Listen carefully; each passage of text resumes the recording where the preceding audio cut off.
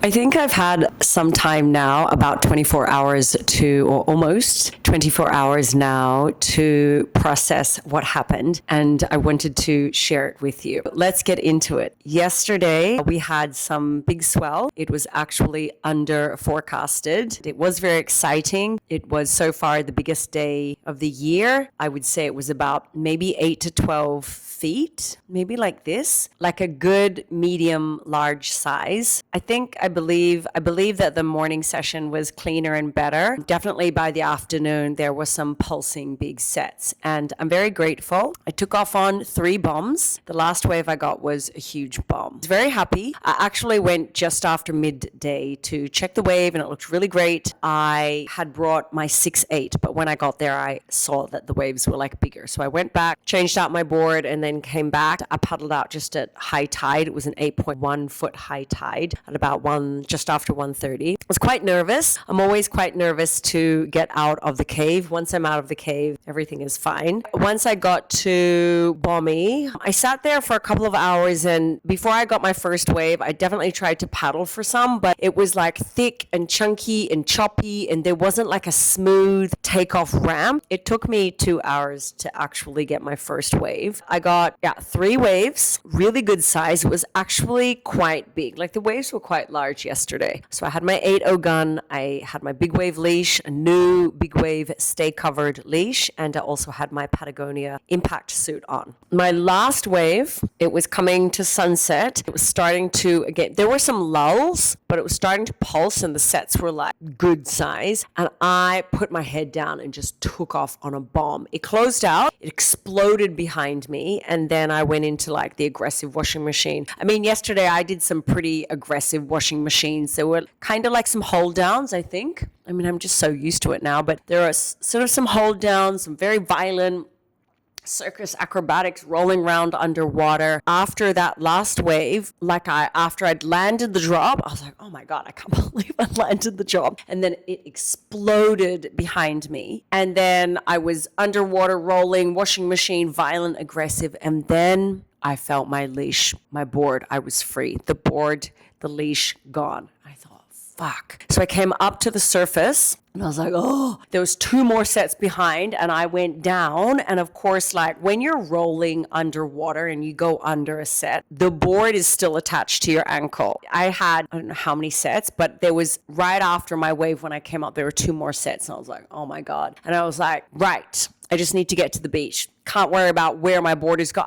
I looked around to try to see if I could see my board, could not see it. So I thought, right. But where I'd popped up, because it was also 2 hours before low tide, and it was 5:30 sunset, pulsing, 10-foot sets coming. I was like, oh my God, this is so hectic. And where I looked, where I was like not quite yet in front of where the cave was, I was a little bit over. And I thought, right, I need to swim back over to where the beach sand part is. And usually I always come in right to the rightest of the beach, especially on low tide. That's where I know it's the safest. Of course, I've never done this without a board. I've paddled in with half a board before, but never without a board. So as I'm trying to, and I was like, sets were coming and I had to keep going under and come up. I was losing energy doing breaststroke, so I started doing backstroke. There was no room for me to panic. All I had to do was like, right, breathe, stay focused, just got to get to the beach, stay safe, figure it out. Like you've just got to swim over and try to go in the safe way. This was what my mindset was. Like there was no room for me to get scared. I had to go into like, right, this is what I've got to do. And as I was like swimming and sets were coming, I was getting so tired because I would have to go under, set would roll over my head. At the same time, there is current dragging me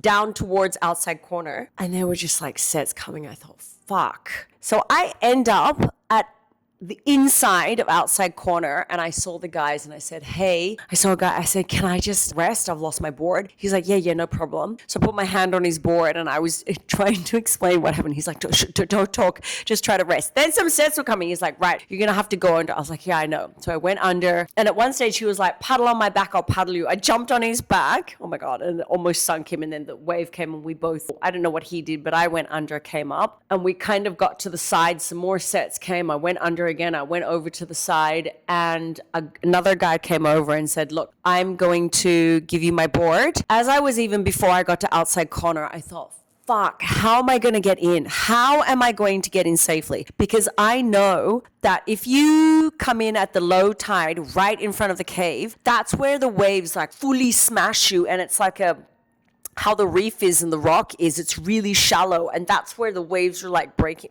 It's like a whole thing there. I know from years and years and years ago, I tried to, from the very first time when I came in on a low tide, when I was new at Uluwatu, this is probably like within my first year, I was trying to come in at the end of the other beach on the other side down towards Ulu Cliff House. Like if you're looking at the warungs and the land, there's two beaches either side of the cave. The left hand, there's a beach, and the right hand. And I always come in on a low tide, a high tide. I always aim to where the beach is, where the sand is. And then if it's high tide, then I, get the current and go into the cave. Or if it's low tide, I know how to safely come in with my board, even at the lowest of low tide. But I knew I was scared. And I realized I was scared, but I was like, there is no time to be scared. Like, you have to think very fast and keep as much as you can a clear mind. Like, what do I need to do? What decision, what choice, what action am I going to take in this moment so that I'm conserving my energy, I'm staying as calm and clear in my mind as I can. But I was scared. I realize now it was interesting because I was almost like gaslighting myself, like, oh, no problem, we've got this. Yeah, I was scared, but I was trying not to be scared and panic, because in that situation, like, you can't panic. You have to make the best decisions that you can in that moment. In the end, like I said, a guy, once I was at outside corner, he said, look, he's like, I've got a couple waves, you just take my board. I was like, no, I'm going to ruin your surf session. She's like, no, I've had a couple of waves. I'll go in, no problem for me, and you take my board in. It's like, oh my God, thank you so much. So I paddled, of course, I got the board and I paddled back around to how I know safely to get in. I mean, there was like strong current, and I eventually came in. Once I got to the land, I actually saw one guy who I was surfing with at this lower bomby spot, and he goes, oh my God, there were these just sets. He was like, I was on the inside, you took off on one. He's like, I had 3 sets on my head. He was going into like panic attack mode. And then he sees like, oh look, there's a human. So once I got to the beach, I saw him and I said, oh my God, I lost my board. He's like, oh, maybe your board might wash around. It'll go to this other beach, or it'll wash around and go to Thomas Beach. So we kind of walked to the other beach and looked gone. I was like, oh, well, I guess I'll have to drive to Thomas Beach and look for it at sunset. So we walk up the stairs, and he said those sets were big. He's like, those sets coming at sunset. And if you surf, like, you know that like at sunset, and it was actually kind of starting to clean up. Like when I went out right at the high tide, it was fat and choppy and the wind came on and it was kind of gnarly. Then kind of by the sunset time, it was almost kind of cleaning up, but the current was so strong. Anyway, I walk up the stairs of the warung, and then I first of all see the guy that gave me the board. He said, I'll meet you at Ulu by the cliff house, warung. And as I walked up the stairs where the ding repair is, I saw my gun there, and another guy stuck his head out and said, oh my God, I'm the guy that found your board. I was like, oh my God, guys, thank you so much. I said, oh, I owe you all a round of beers. Now, what's interesting is my gun was in normal condition. The board was fine. The fins were fine. The leash was fine. Like the board was fine. I was like, oh my God, that's crazy. He said the guy, his name is Chris, he'd finished his session, and as he was paddling in, he saw my board and thought, oh my God, that must be the girl's board who I saw swimming. So it was almost, he said, just about to smash onto the rock, grabbed it, and he came in and he sat down and he was like, oh my God. And he's like, the board was fine. He wrapped the leash around the board, and he said, what was interesting, I would like to think, okay, like he's like being like for real, because he said, okay, board was fine, the fins were fine, and he looked at the leash, right? There's the end of the leash that goes around your ankle with the Velcro. He said the Velcro of the leash was still together as a circle. I was like, what? Like, that can't be, because you put the Velcro so tight, right? And it's a big wave leash. It's a thick leash. It's a new leash, stay covered leash, 10-foot leash, thick, new. But what was weird is I had actually bought, when I was in Hawaii, 3 10-foot stay covered leashes, big wave leashes with the pull-out pin. And I remember when I was in Hawaii, when my package arrived and I went out the first day and I took that and I put the Velcro around my ankle, it didn't fully extend and really like there was an overhang, and the Velcro also wasn't as regular sticky. Like I felt like the quality was different and it would kind of shift around, and I was always mindful of the Velcro, but I didn't think anything of it, and I was always just be mindful. I'm always just mindful of my leash. For me, it's weird. I like to have the part where the leash sticks out of the actual Velcro ankle strap. For me, I know it's really random and everyone tells me like, what are you doing? But mine points front, like out from my ankle. Usually people's either it extends out the side or out the back. Somehow for me, the way that I will wipe out and land, if the leash is at the front of my ankle, the leash is out and I can always see my leash up there. So for me, it doesn't bend. Anyway, it's my own weird quirk. I always sit here and I have like cat hair itching me. There's always cat hair over everything. Anyway, he said that the Velcro was still like attached together like it was in a circle. And I was like, what? That is so... I was like, really? He's like, for real? I was like, really? He's like, yeah, it wasn't undone. It was like as a circle. I was like, that is really bizarre. That is really peculiar. That is really strange. The guy got him fine. He found my board, and then I ended up, obviously, like I had a couple beers. I bought a first round of beers. Actually, the guy who lent me his board to come in, he already left. But then the other two guys, the one that I was surfing with at Lower Bromley and the other guy that got my board, I bought them a round of beers, and then that guy left, and then the other guy bought me a beer. It's kind of nice surf chit chat afterwards. I got home, and it was kind of crazy because I got home like at 8 o'clock because I had like 2 beers and I was talking because I pretty much got out at like 6. By this stage, it was like 6:30, so it was about an hour and a half. I was drinking beer, chit-chatting with the guys. I got home, I ordered my Gojek food. I ate, I actually talked to my mom.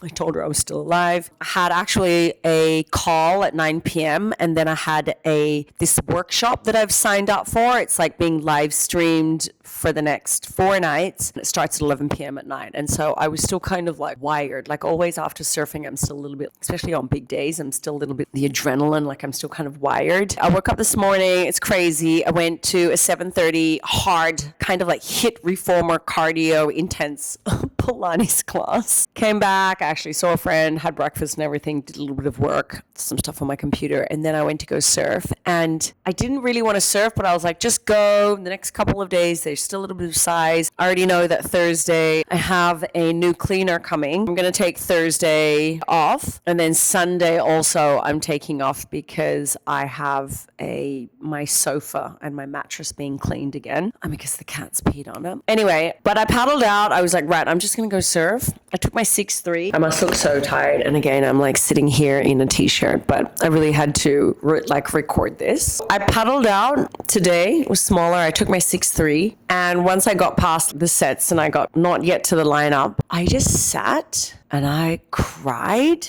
I don't know if I was feeling tired. I was tired, but I felt in that moment, I had a moment just to think about what had happened. Other guys, when I had finished yesterday and I was walking up the stairs or coming out of the cave and then going up the stairs, I saw a couple guys who were surfing outside corner. Then they swam and they're like, oh, we thought at first like you were just swimming. We didn't realize you'd lost your board. We thought, is that someone swimming? It was actually really nice because that guy, he didn't have to give me his board. And if the situation were reversed and that was a guy, would a guy give another guy his board? Yeah, I don't think so. I'm very lucky. I'm very lucky that that guy gave me his board. I'm really lucky because I remember at one stage when I was rolling in sets, I thought I have now 3 years experience surfing Uluwatu, big days, in the peak of the season right now, and I'm at my most fit, cardio fit, and I'm strong. And my mindset is also when it comes to certain conditions where it's more waves of consequence and when there's a hectic situation, there is no space in that moment to panic. You need to make the best executive decision in that moment to keep you safe and aware and present. I could feel,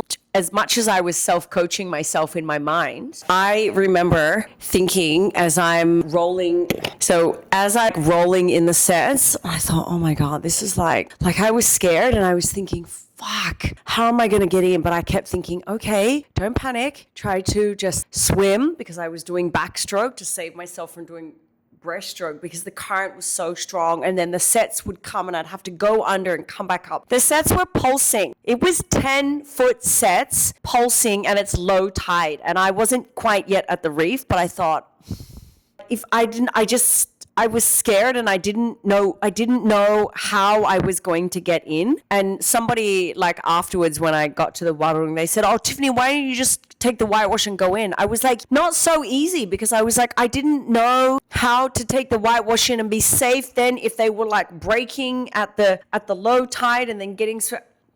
So that's why, like, by this stage, and I was trying to figure it out, I just kept getting dragged and swept to outside corner. Oh my God, it was like, and I remember thinking like, okay, I have to like just paddle and breathe and stay aware. Like, my heart was pounding because I was trying to breathe in their sets and I'm going under. This is big waves. Luckily, I have that impact suit on because it definitely makes you more buoyant, but you're still like rolling around. It's not like it brings you up to the surface. You're just feeling a little bit more buoyant to come up to the surface, but it's not like one of those pull vests where you just pull and like, oh, immediately you're up. And I got out into the lineup today. I was like, it hit me like what happened, and I cried. I became like really overwhelmed with my emotions and thinking about what happened. And I mean, I'm very grateful. I got 3 really big waves. I was quite surprised at how big it was yesterday. Like, it only said 8 to 10 foot yesterday, but I definitely felt like there was some, I don't know. One guy even was like, oh, the face of the wave is 15 foot. Like, everybody measures differently. Regardless, it was big enough that I actually took my 8.0 gun and I had an impact suit on. This is the first time, and that's July 20. It's the first time this year that I've actually worn my impact suit and taken a gun. Tech challenges. I mean, I was scared. That was a hectic situation. Yes, I'm very, very grateful. There were big waves. I got 3 bombs. The last wave that I took off on, that was pretty fucking big. It's crazy. It's actually, and the first wave that I took off on, there was a moment where I took off, and as I was coming up, before my feet had landed on the board and before the board had landed on the water, there was some air time, and I'm not even anywhere, and then boom, I like landed. A second wave I got, and then the last wave I got. I'm very grateful. Even though it was a direction that I liked for Bommy, I found it at first because I was there at the high tide. It was quite thick, choppy, full, and windy. I only got my first wave after it had been 2 hours after the high tide. And it was kind of interesting because other guys that I'd seen, they're like, oh, well, you're lucky. I wouldn't have given my board away. And that's the thing. That guy was very kind to do that. If I hadn't, I mean, there could have been all these what if scenarios. Right? That was my situation. I realize now, like 24 hours later, and I was driving home. Oh, so then after I cried today, when I got out, I sat there on my board and I was just crying, thinking, process. That was a really hectic There is never a dull moment in my life. The local cat outside, Bruno Mars, he just jumped and he's probably hungry, so I just went and got him some food. I remember my first time before I had surfed Bommy, and I was at the lower Bommy outer peak, and this is 2022, and I was rolling around because I had no leash, had no impact suit, I'd had no Uluwatu big wave experience and hold downs. I was in trauma after that, and I remember, and I thought I was going to die. Now, since then, obviously, I've now had 3 years of surfing Uluwatu. I've had 3 seasons in Hawaii. I've had a lot more experience, obviously. I go out into I've been out pretty much, I think, every big swell at Uluwatu that there's been since June of 2023 when I got my first Bommy wave. I've never been in that situation like I did yesterday. And I remember as I was thinking, like, a thought crossed my mind, like, oh my God, like, and somebody was talking about like, oh yeah, there was a guy that drowned, and then another person was like talking about leashes, and I don't like to talk about those kinds of things in the waves. You know, I don't want to talk about like negative, crazy experiences like out there. Like, it's not the right vibration and frequency. Like, when you're out in those conditions, for me, I like to stay light and happy and everything. When I was rolling in sets, I thought, oh my God, I better not drown now. This better not me be drowning. And then I was like, Tiffany, don't think about that. Don't think about drowning, right? Don't have panic thoughts. Right now, you need to be clear-minded as much as you can in this hectic situation as you're thinking about how to get into the shore. Sunset sets are pulsing, 10-foot sets. It's low tide on the inside in there, and there's a strong current pulling you, and you're without your board.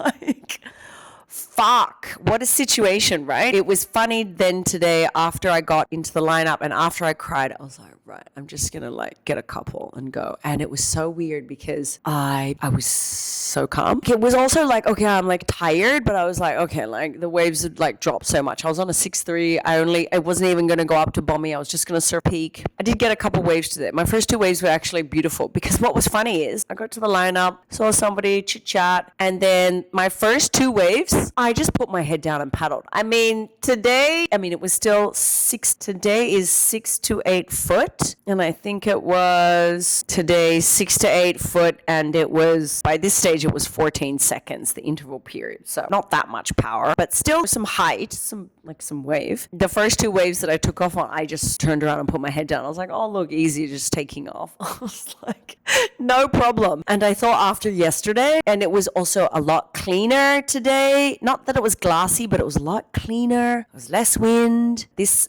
beginning stage when I got my first 2 waves, it was like really like no current. I was like, oh, this is easy. Not easy, but it would like compared to like the situation that I was in, previously yesterday afternoon. Yeah, definitely easy. Yeah, and then I got a couple, and then, I don't know, after the high tide, there was like a nice kind of window, and then it sort of changed, and then it got windy, choppy, weird, like, I got like 3 waves today. It's fine, whatever. I wanted to share this with you because it was really intense. I'm alive and everything's fine, and I'm very grateful for the guy that gave me his board, and I'm very grateful that I had that moral support as soon as I got to the sand, and I spoke to one guy, and then the guy that actually rescued my board and got my board and didn't smash into the rocks. Very, very grateful for those people. I also think about, I'm really lucky because I think that the gods of Uluwatu were also protecting me, and God was protecting me. That was kind of a hectic situation, and I got through it and I was fine. I realized I was scared. I wasn't panicking because I was like, I can't panic. I need to make the best decision and stay really focused in this moment. That's taken training since that first time I had the really scary experience where 3 different waves, I was under, hold down, cold, black, long hold down, cold, deep, heavy. It was an 18-second period swell. I remember this is 2022. I've had to build, and I almost like forget because I've tried to really like enjoy and embrace those moments when you're wiping out and you're being held down, and just to go with the flow, because it won't serve you and your energy in that moment. If you're having a hold down or wipe out, or even like yesterday, it won't serve you to panic because you'll use up your energy. And that's the thing. I was trying not to panic because I knew I was just trying to like swim. But the thing was, of course, at low tide, it starts to suck and pull you. I told you I was like backstroking because that's my stronger stroke. But then I had to stop because the sets were coming. Like I was really doing my best. It was so weird today because I was like, oh, I'm like so calm in the water today. Like, oh. And it was interesting too that after I'd surfed Scar Reef, I think my intention is to go back to Scar Reef, West Sumbawa, and try the wave again. And I know what to expect now. I've definitely surfed bigger than what I surfed a couple of weeks ago, but how fast it was moving, how hollow and steep it was, and then how shallow it is. And it was actually funny today when I was I bought another leash today after my Pilates class, and I saw a girl that I know. She goes, oh, I just back from Scar Reef, West Sumbawa. I was like, oh, great. I was there a couple of weeks ago. She's like, I know. She's like, we're chatting to some people there, and they were talking about, there was this girl and she was fully charging. She took off on like a set wave, paddled for it, but then went over the fall. This girl was charging. And my friend, this girl I know, she's like, oh, do you know what her name was? They're like, oh, it was Tiffany. And she told me this morning. I was like, oh my God. That's the thing. Sometimes yesterday was like I lost I actually made the drop, and then in the washing machine, then the leash came off. Like in Scar Reef, the next day, obviously, like I really sent it and I knew what to expect, and I got a couple of waves, and I'm very grateful. And then when I got back to Ulu, we had a little bit of size. It was only 5 to 7 foot. Bommy was breaking, it was more south, and it was like super clean. And I went and sat Bommy where I don't usually sit, but I thought, oh, look, it's so clean. There's nobody here. It's not that big, but it's breaking. Let me just experiment and try. And I remember thinking after I'd surfed Scar Reef, like, oh, so easy, but like take off. Oh, no problem. I got 3 waves at Bommy that day. And I know this about big swells, that after I have like a really big day and it's like, oh my God, like so much focus, so much adrenaline, like it's like intense surfing those big days. Like I love it because I think big waves are beautiful. Not only do I want to get big waves and catch big waves on that day, but when I see the wave itself, gorgeous. And then when I see other surfers catch waves, I'm just like, wow. June 29th, we had a large swell. I was still only my 6'8", but Kai Lenny was in the lineup taking off at the deepest part that you can at Bommy. And I just watched him just absolutely fucking rip up the wave with so much technique, so much style, so much speed. He's amazing. I mean, of course, Kailani is professional. But I also very much like when I see people, and it's kind of weird because when I see other people get good waves, I like cheer like, oh my God, that's amazing. Look at that guy. And it's funny that I'm like that because sometimes when I'm in the lineup, I'm like, oh my God, that guy got a good one. I think guys like,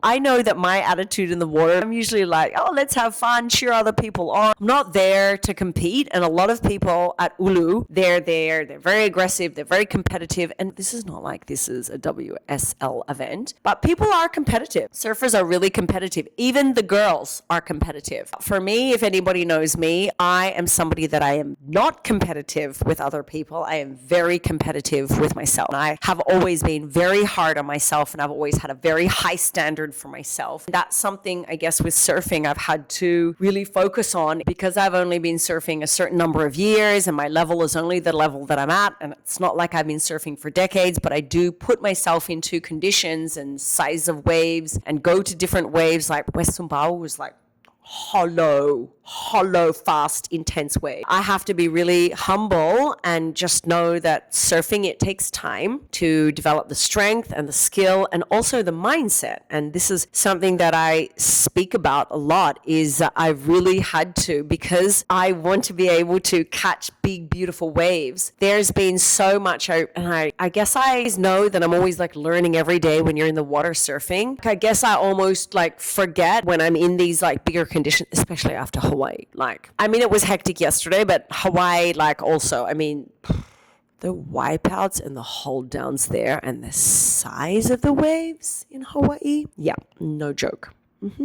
I have been at Sunset when it's been 25-foot face waves. I've been at another outer reef spot when it's been 25-foot face waves. I've been in the lineup when there's been Waimea waves, when the forecast said 30 to 35 feet. Like, look, I didn't get a wave on that day, but I was in the lineup and I saw the waves get really fucking big. The shore break, if you've watched my Instagram, had a really scary situation at the shore break in February 4 this year. That was really intense. We won't talk about that because I can save that for another day to share on the video here. I am reflecting now that I've had to so far endure a lot physically and mentally to be able to get out to the lineup safely, surf the waves, and then get safely back. Because it's not just about like taking off on a big wave. You have to get in and out of the water, especially at Uluwatu. Coming out of the cave on a big day when it's 10 foot plus, that's challenging and you need good timing with that. And yes, I've had bad timing with that. I've touched the bottom as I'm rolling in sets. I've ended up pretty much almost like, oh, we're at Thomas Beach now, and had to paddle back to Bommy, which is 45 minutes. And I've snapped boards on rising swells. And now I've had this incident where, yeah, I lost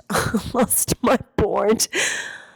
Oh God. And I'm really lucky. That could have been, if I wasn't strong in my body physically, to be like, okay, I'm swimming. I need to keep my strength as much as I can until I got to outside corner. And I said to a guy, can I just for a moment rest? Put my hand on his board. He's like, yes, of course. It was kind of hectic. And I think And of course, I went back into the water today because some people, after they have scary experiences, and maybe it's not just in the water, but you have a trauma or you have a negative experience, and then that's going to impact you how you move forward. I realized years and years ago when I felt like I thought that I was going to die that first time before I caught my first bomby wave, that I knew I didn't want to freak myself out, and I knew straight away the next day I have to get back in the water. I didn't get back in the water at Uluwatu. I went to Balangan. I remember it still said 7 to 11 foot that day at Balangan, or that day on the forecast, and I went to Balangan and was actually very grateful. I was still in the relationship. This is 2022. I was still in a relationship back then. I hadn't surfed Balangan big, but we paddled out, and I remember waiting. Some sets were coming, and actually I was very grateful. The boyfriend at the time, he called me and said, paddle, go for this wave. And I was very lucky that I got that wave from the top and I got it all the way to the end, like it was a runner. I'm very grateful. And actually, even today, my first two waves that I got were clean. Even though the first wave, after I took it, I went down, I took off, I went down, I did a turn, and then it was like closing, and then the next set was closing. And then, yeah, I actually like rolled and I scraped actually my hip. So I've got some scratches again on the side of my hip. Not my butt cheek, but my hip where the hip bone is. But I'm very grateful because I realize that I am surfing these big waves, and it's dangerous, and you need to be strong in your body, and you need to be strong in your mind, and you need to, in case something happens, you need to be able to not panic. And I remember not panicking, like being all like this. I remember feeling quite scared. I kept thinking, okay, make the best decision. Think what you're going to do. What am I going to do? What am I going to do? Save your breath. Try to breathe.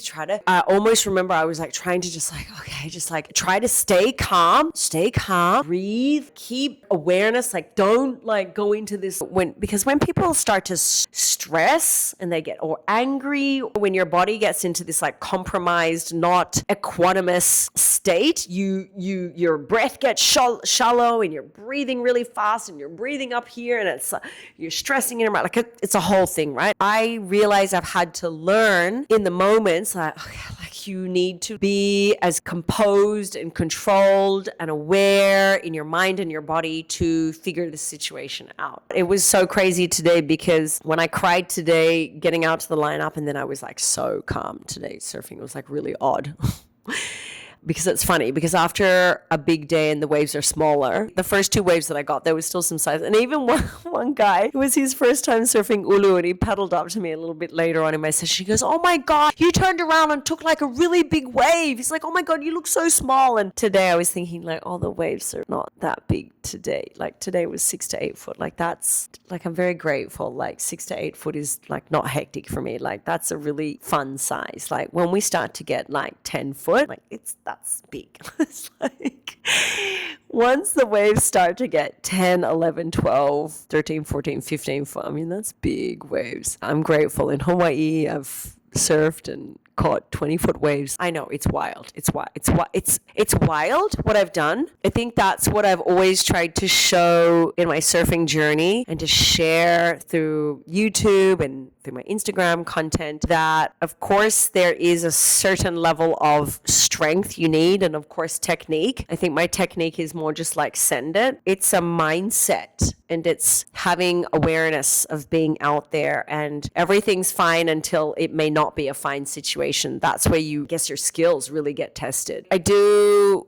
believe that, and to come full circle, and maybe you're watching this video and it's not necessarily, and I'm not going to tell you as well, I'm not here, my disclaimer is I'm not telling you to go out into crazy size waves and surf. My message always, and my intention always with my videos and my content, is to always empower you to be able to, you get to choose your heart, and you also get to change your life at any given moment. And if you have a dream, you should definitely go after that dream. Of course, there are steps and a process and a journey and a pathway, and there's divine timing to your journey when it comes to going after your goals and your intentions and your plans. It's divine timing with everything. I don't necessarily I'm not giving any surf coaching tips. I'm always trying to share my experiences here and be an example for you that you can do hard things. And even when you feel scared, feel the fear and do it anyway. And you've got to be able to encompass a certain amount of confidence and belief and faith within yourself and trust within yourself that you're going to be fine, whatever kind of situation is, and everything happens for a reason, and there's always an opportunity for growth, and there's always blessings, the lesson. But I truly believe that it comes down to mindset, that we as humans are very, very powerful with our mind and our body, and that you should never give up on your dreams, and regardless of what other people say, or regardless if you want to do something and you don't have the skill yet, that you can learn the skills. Again, I'm not saying like go out tomorrow and surf a 20-foot wave if you're a surfer. Be able to discern where you're at in your life, whether it's in the water, out of the water. Focus on what is some limiting beliefs and stories and that narrative that comes up in your mind that may be limiting you from doing something. Then allow yourself to be aware of that, and then allow yourself to figure out what kind of skill or what kind of shift in mindset, or maybe it's like a wellness thing. You're on a wellness fitness journey and you want to become like stronger or start going to the gym or lifting weights. Figure out what is going to be your steps to move you forward every day in achieving greatness in what your goal is. That is my message. I do hope that you have found some vibe and value from everything that I have shared here. Thank you so much for listening, and I will see you next video.